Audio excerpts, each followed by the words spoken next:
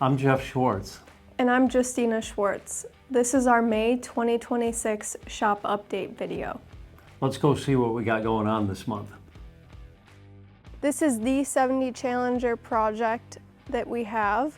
It is almost ready to go back to the customer here in the next few weeks. As you can see here, we had to get the window trim taken off to adjust the glass. That should be happening soon.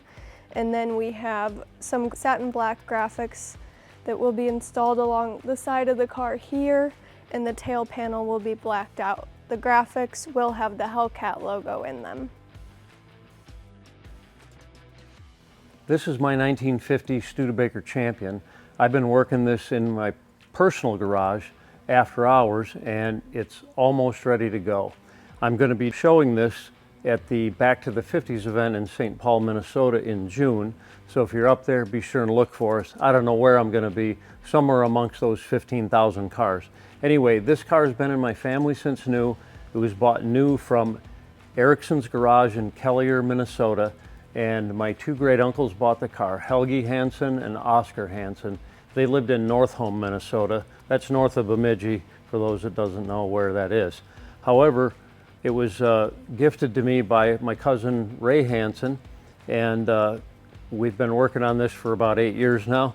There was a lot of rust repair that was done underneath. It's mostly original looking, very similar to the original color, and we have a 550 horse LS3 that's dressed like a Studebaker V8. And let me start it up for you and hear what it sounds like.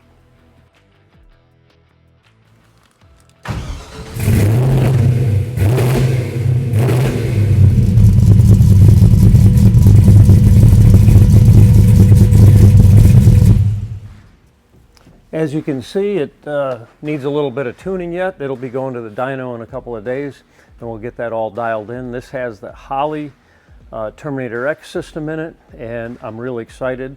T56 Magnum 6-speed manual. Should be a really fun car to drive.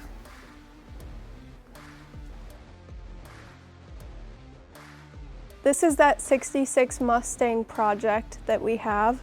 It came to us all painted, and we did rust repair on the car.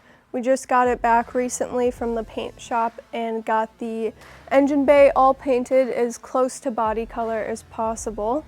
The fuel system is all plumbed now, and final wiring continues. We also did get back the wheels and tires. Those will be mounted probably tomorrow, and we hope to show you that soon. This is a new car that just came in for a custom chassis. This is a 64 Oldsmobile Starfire.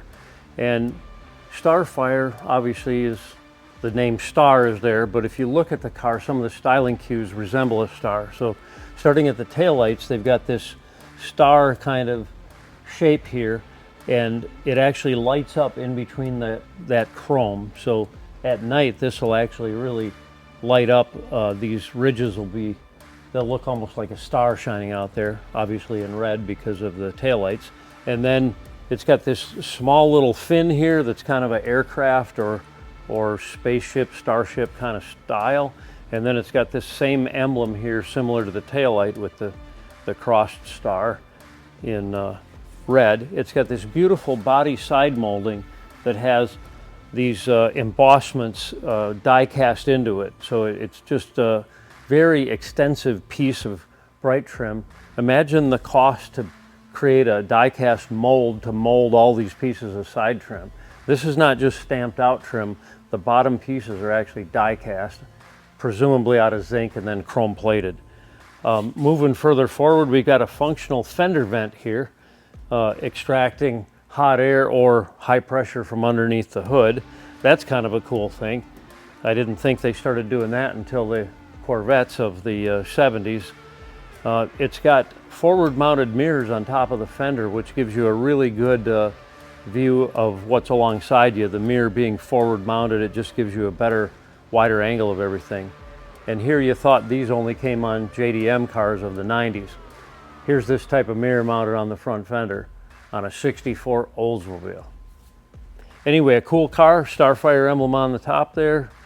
This car is a bucket seat car, and it's just a Cool piece of history.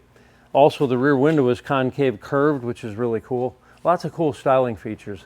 Back in the day, or back in this day, General Motors really had their act together with the styling. This is that first gen Camaro we've been working on. We got the flush mounted glass installed last week. We're waiting for the hood to get striped from the painter, and this one should be on the road pretty soon. This 57 Chevy has come together nicely. It just got back from being dyno tuned. We have to do some final driving and get the car detailed before the customer comes to pick it up soon.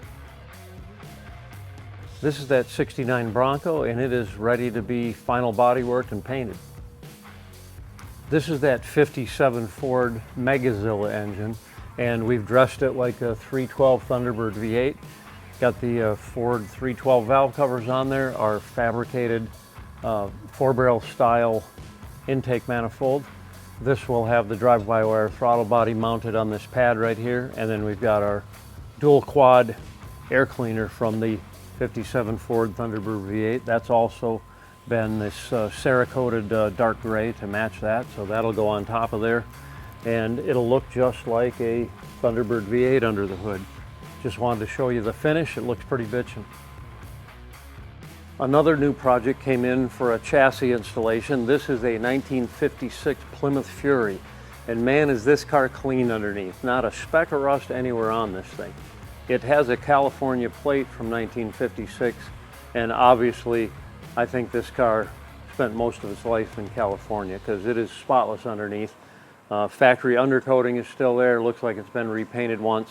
Got this really cool gold trim on here. Customer picked out some vintage series forged line wheels with a polished lip and a gold center. So those will be ordered up here real soon. Once we have the chassis engineered, we will be able to figure out the back spacing and so forth. This car is getting mini tubbed. It's getting a modern Hemi with a retro kit, so it will look like an old school Hemi under the hood. Can't wait to see this thing underway.